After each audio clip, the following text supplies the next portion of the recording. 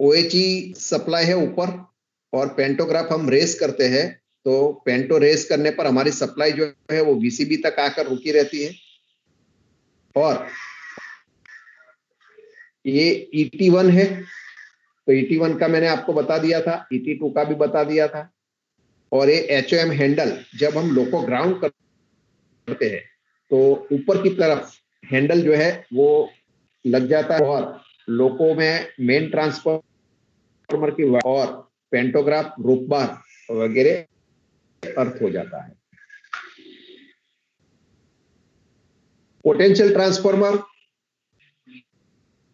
छत पर लगा है, तो जैसे ही पेंटो रेज होगा तो पोटेंशियल ट्रांसफार्मर के द्वारा 3 जगह पर आपकी सप्लाई चली जाती है, वो भी मैंने आपको बता दिया था। फिर यहां पर SR1 SR2 की वाइंडिंग, SR1 और SR2 की वाइंडिंग है सेकेंडरी साइड में। सेकेंडरी साइड में ही SR2 की 2 वाइंडिंग, मतलब SR1 की 2 और SR2 की 2 वाइंडिंग है। ये ऑक्सिलरी कन्वर्टर के लिए 1000 वोल्ट की टैपिंग है, ये भी सेकेंडरी साइड में। ये हार्मोनिक फिल्टर का टैपिंग है, हार्मोनिक फिल्टर का काम क्या है कि हमारे लोको में जो 3 फेज लोको है, तो 3 फेज लोको में क्या है कि सब काम सिग्नल के द्वारा या सेंसर के द्वारा होता है ना। तो हमें जो भी संकेत मिलते हैं वो सभी सेंसरों के द्वारा मिलते हैं। तो सेंसर जो है और हमारे जो संकेतक प्रणाली जो है वो बहुत ही सेंसिटिव रहती है। यदि वहां पर वोल्टेज की तीव्रता बढ़ जाती है तो वहां हमारी संकेतक प्रणाली में गड़बड़ पैदा हो सकती है। तो ये संकेतक प्रणाली में गड़बड़ पैदा होने से रोकने के लिए ये हमारे लोको में हार्मोनिक फिल्टर का बॉक्स लगाया है। तो हार्मोनिक फिल्टर का बॉक्स आपको मशीन रूम नंबर 2 में मिलेगा। उस बॉक्स के अंदर आपको मिल जाएगा हार्मोनिक फिल्टर का कॉन्टेक्टर और कैपेसिटर, और लोको की छत पर हार्मोनिक फिल्टर के रेजिस्टेंस मिलेगी। तो हार्मोनिक फिल्टर का मुख्य काम ये हो गया कि हमारे लोको की संकेतक प्रणाली को सुचारू रूप से चलाने के लिए यदि वोल्टेज की तीव्रता बढ़ती है तो वो वोल्टेज की तीव्रता को कम करता है या दबा देता है, जिससे हमारी संकेतक प्रणाली में कोई गड़बड़ पैदा नहीं होती है और हमारा लोको जो है वो बराबर चलता है। लेकिन यदि किसी कारण से हार्मोनिक फिल्टर में कोई खराबी आती है, भाई हार्मोनिक फिल्टर गर्म हो गया है ना, हार्मोनिक फिल्टर के रेजिस्टेंस गर्म हो गए या ऐसा कोई भी खराबी आई, तो वहां आपको कंट्रोल इलेक्ट्रॉनिक्स के द्वारा भी ये हार्मोनिक फिल्टर को कंट्रोल इलेक्ट्रॉनिक्स खुद आइसोलेट कर देता है। हार्मोनिक फिल्टर को कंट्रोल इलेक्ट्रॉनिक्स खुद आइसोलेट कर देता है। और जब आपका हार्मोनिक फिल्टर आइसोलेट हो जाता है तो लोको की गति जो है वो 40 kmph पर मर्यादित हो जाती है। आप चाहे कितना भी थ्रोटल ऑपरेट करो, लेकिन 40 kmph से अधिक लोको की स्पीड नहीं बनती है। ये होटल लोड का एक टैपिंग है। तो होटल लोड 750 वोल्ट, ये सिंगल फेज के रूप में 750 वोल्ट होटल लोड के कन्वर्टर लगे रहते हैं। होटल लोड के लोगों में WP7 वगैरह, और आउटपुट में भी वो 750 वोल्ट सप्लाई देता है, लेकिन वो 3 फेज सप्लाई देता है, जिससे हमारी राजधानी शताब्दी जैसी जो गाड़ियां है उसमें जो AC पंखा है, फिर पानी की मोटर वगैरह है ना, और जो अंदर जो अपना दूसरे उपकरण जो रहते हैं, उस उपकरणों को चलाने के लिए जो सप्लाई है, वो सप्लाई OHE वायर से सीधा हमारे कन्वर्टरों के द्वारा, एक स्टेप डाउन ट्रांसफार्मर अंदर रहता है, तो उसके द्वारा जो है वो सप्लाई उसको मिलती रहती है। यहां पर हम देखते हैं कि SR1 की जो वाइंडिंग है, तो तो SR1 जो है ना, SR1 मतलब कि traction converter number 1, traction converter number 1। तो ट्रैक्शन कन्वर्टर 1 कहां मिलेगा? मशीन रूम नंबर 1 में, मशीन रूम नंबर 1 में। और ट्रैक्शन कन्वर्टर 1 का जो पूरा बड़ा बॉक्स रहता है, हमें बाहर से कुछ नहीं दिखेगा, बाहर से कुछ भी नहीं दिखेगा, लेकिन अंदर ट्रैक्शन कन्वर्टर के अंदर क्या है? तो ट्रैक्शन कन्वर्टर के अंदर एक लाइन कन्वर्टर लगा है, डीसी लिंक लगी है और ड्राइव कन्वर्टर लगा है। लाइन कन्वर्टर, तो लाइन कन्वर्टर का मतलब जो हमारा OHE वोल्टेज है ना, जो हमारा OHE वोल्टेज है मेन ट्रांसफार्मर की प्राइमरी से SR1 की जो सेकेंडरी वाइंडिंग है वो लाइन वोल्टेज से जुड़ी हुई है। तो वो सिंगल फेज सप्लाई है। तो सिंगल फेज सप्लाई को लाइन कन्वर्टर जो है वो डीसी में कन्वर्ट करता है। सिंगल फेज एसी सप्लाई को लाइन कन्वर्टर डीसी में कन्वर्ट करता है। और ये जो डीसी वोल्टेज है वो प्योर नहीं होता, ये जो है वो प्योर नहीं होता। तो उसको प्योर बनाने के लिए, मतलब कि उसमें जो एसी के पल्सेशंस है उसको छानने के लिए डीसी लिंक लगी है, डीसी लिंक लगी है।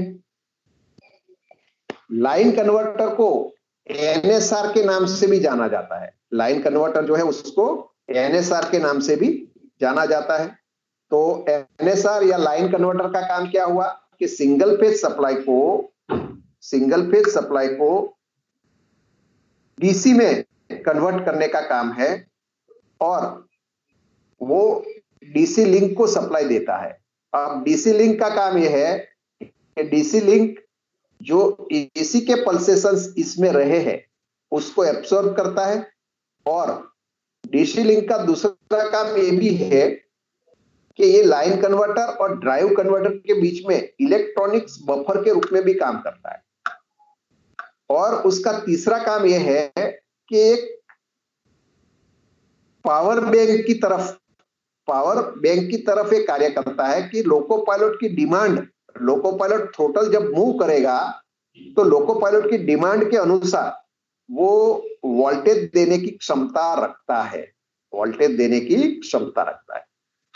तो डीसी लिंक जो है उसने जो प्योर डीसी पैदा किया, डीसी लिंक ने जो प्योर डीसी बनाया, वो प्योर डीसी जो है वो ESR या तो ड्राइव कन्वर्टर में जाता है। ड्राइव कन्वर्टर इसके लिए है कि सीधा वो मोटर को सप्लाई जाता है, तो मोटर एक ड्राइव है तो वो ड्राइव कन्वर्टर कहा जाता है। तो डीसी लिंक से जो सप्लाई आया था वो 3 फेज एसी में कन्वर्ट होगा, 3 फेज एसी में कन्वर्ट होगा और वो हमारी ट्रैक्शन मोटर 1, 2, 3 को मिलेगा यदि WAG9 WAP7 लोको है तो, और यदि WAP5 लोको है तो ट्रैक्शन मोटर 1 और 2 को मिलेगा। अब यहां पर जो वोल्टेज जाता है वो लोको पायलट की डिमांड के अनुसार जाएगा। मतलब ये 0 से 2180 वोल्ट तक, 0 से 2180 वोल्ट तक दे सकता है। मतलब लोको पायलट जितनी डिमांड करेगा इतना वोल्टेज जो है वो ट्रैक्शन मोटरों में जाएगा। और इतना ट्रैक्टिव एफर्ट हमें TB मीटर में या सिमुलेशन मोड है तो सिमुलेशन मोड में आपको बताया जाएगा। तो यहां पर जो हमारी ट्रैक्शन मोटर है वो 3 फेज एसी है, उसका मैक्सिमम वोल्टेज 2180 वोल्ट है ना। और एक VVF मतलब variable voltage variable frequency, variable voltage variable frequency के सिद्धांत पर कार्य कर, जिसमें स्पीड सेंसर लगे हैं मोटरों में, टेम्परेचर सेंसर, करंट सेंसर वगैरह मोटरों के ऊपर ये सेंसर लगे रहते हैं। उसी तरह बिल्कुल काम रहेगा SR2 का जो आपका मशीन रूम नंबर 2 में बिल्कुल सेम काम है, उसमें कोई अंतर नहीं है। तो दूसरा काम क्या हो गया कि SR2 जो है वो ट्रैक्शन मोटर 4, 5, 6 को सप्लाई देगा, या फिर WAP5 लोको है तो वहां वो ट्रैक्शन मोटर नंबर 3 और 4 को सप्लाई देगा। ये हो गई ट्रैक्शन के समय बात, ये हो गई ट्रैक्शन के समय की बात। अब हम रीजनरेटिव ब्रेकिंग का उपयोग करते हैं, है ना, डायनेमिक ब्रेक या रीजनरेटिव ब्रेकिंग का उपयोग करते हैं, तो उस केस क्या होता है देखते हैं।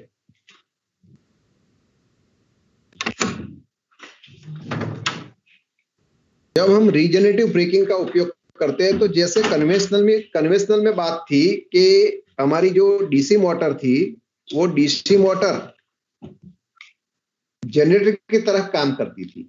यहां पर एसी मोटर है तो अल्टरनेटर की तरह काम करेगी और एसी सप्लाई पैदा करेगी। तो जो एसी सप्लाई आएगा, मतलब जब रीजनरेटिव ब्रेकिंग हम करेंगे तो क्या होगा कि जो हमारी ट्रैक्शन मोटर है एसी वोल्टेज पैदा करेगी, वो एसी वोल्टेज ड्राइव कन्वर्टर में आएगा। ड्राइव कन्वर्टर में 3 फेज एसी वोल्टेज है, वो डीसी में परिवर्तित होगा। वो किसमें होगा? डीसी में परिवर्तित होगा और डीसी लिंक को दिया जाएगा, तो डीसी लिंक उसको प्योर डीसी बनाएगा।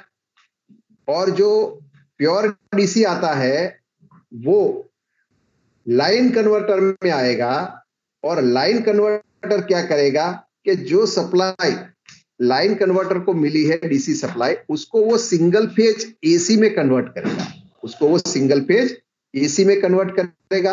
और यहां पर जो वाइंडिंग है एसआर की, SR1 की और SR2 की, तो ये SR1 SR2 की वाइंडिंग है और यहां पर मेन ट्रांसफार्मर की वाइंडिंग है। तो यहां पर वो स्टेप अप होगा। क्या होगा? यहां पर कम टर्न्स है, टर्न्स की संख्या कम है और यहां पर ज्यादा है, तो ये क्या करेगा? स्टेप अप करेगा और स्टेप अप करके वीसीबी हमारा तो क्लोज है, गाड़ी हमारी चल रही है, तो स्टेप अप करके क्या करेगा? वापस ओएचई को फीड करेगा, वापस ओएचई को फीड करेगा।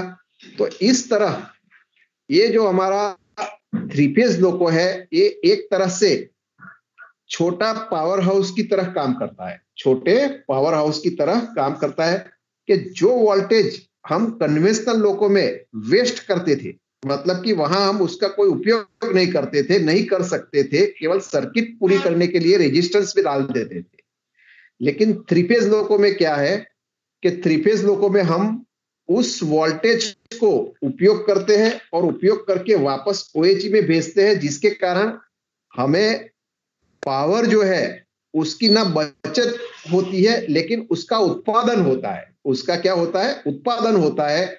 इसके कारण इस लोको को एक छोटे पावर हाउस की तरह भी देखा जा सकता है और इसी के कारण यहां पर हम जो डायनेमिक ब्रेक का उपयोग करते हैं उसका नाम जो है रीजनरेटिव ब्रेकिंग।